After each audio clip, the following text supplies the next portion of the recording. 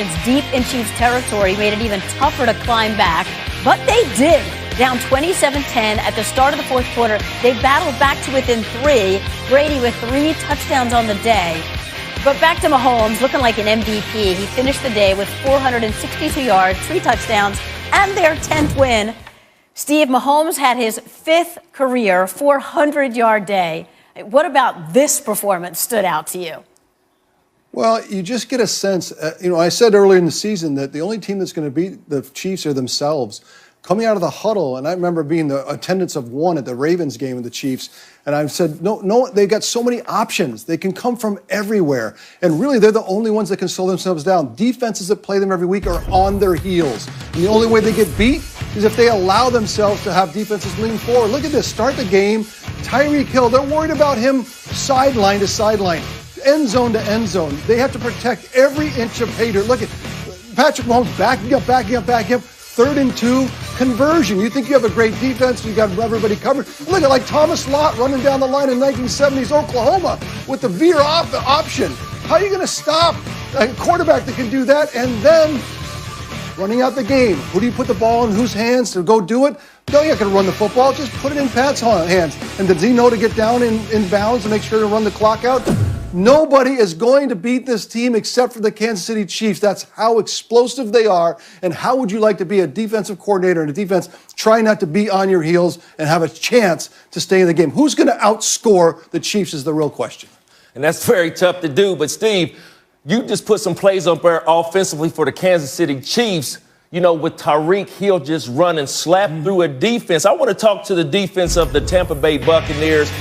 24, cornerback Carlton Davis. When you get up in a guy's face like Tyreek Hill, when you know he has speed, you have to be confident in your skill set at the line of scrimmage. And then second of all, Whitehead, the safeties for the Tampa Bay Bucs, you got to understand depth and you have to understand angles with dealing with speed. The Kansas City Chiefs have so much speed on their team. You got to worry about guys like Mecole Hardman. You got to worry about guys like Kelsey. And I want to send a shout out to Travis Kelsey and the Cheetah for being able to be number 1 and number 2 in the National Football League, just being able to get those receiver yards. For the last couple of weeks, is Kelsey a receiver or is he a tight end? Whatever he is, he's in the tops of everything that he's doing at the wide receiver position. But let me get back to the defense. They have to understand angles with dealing with a track team like that. Yeah. Get depth and get width and watch the ball come to you. Let's turn to the Bucs offense. And we've heard for a while now, this is a collaboration, Arian style, Brady style. How's it going in week 12? Well, it's still a work in progress. And there seems to be a narrative out there that it's either Bruce Arians' fault or Byron Leftwich's fault. And usually reality always lies somewhere in the middle. Could the plays be better? Sure. Could the execution be better? Sure. But no one seems to want to point the finger at the 9-time Super Bowl participating, 6-time Super Bowl winning quarterback Tom Brady.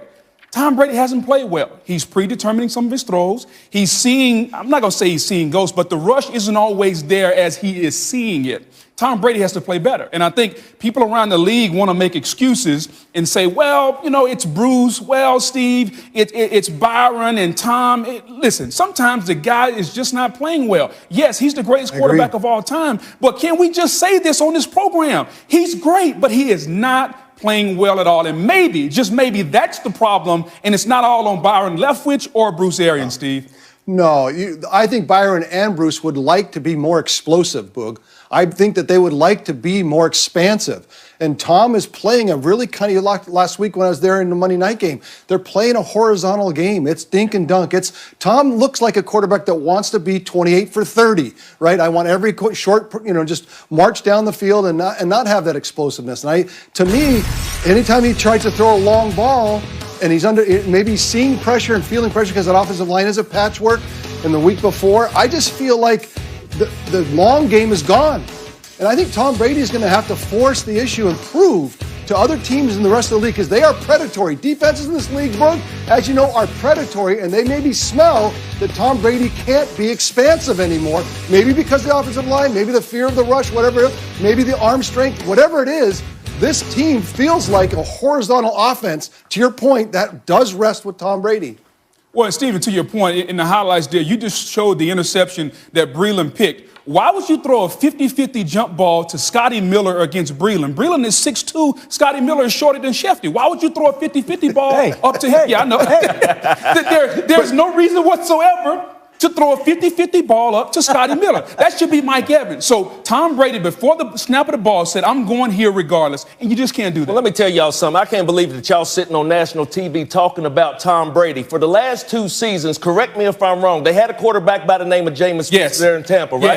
Yes. And his inability to move in the pocket had him a league high, 30-something interceptions, right? Yes. Tom's throwing interceptions, not moving around in the pocket, right? Steve just alluded to Bruce Arians and Byron Leftwich offense being a vertical offense. Mm-hmm. So you knew what you were getting in the offseason. Yes. And knowing that you've been struggling up front of protecting your quarterback. So I think that Tom is most comfortable when he has that running back, when he can dink and dunk, when the guys are moving pieces across his face. Y'all just alluded to Bruce Arians wants to stretch the field, but the offense is not going to allow that offense to run up and down the field like that. So I said, week 1, week 2, you have to be able to play to the strengths of Tom Brady. That's by him getting the ball to the running back and have moving pieces in front of him, and I don't see that going down in Tampa right now. To your point about the running back that can catch the ball, Bruce Arians said this before the season ever really got going. He said there are levels to this offense. There's always somebody deep. There's always somebody intermediate, and there's somebody short. You don't always have to throw the football deep. He said that about Jameis Winston. So you mean to tell me that he's not giving Tom Brady any outlets? See, I find that hard to believe, and I just don't want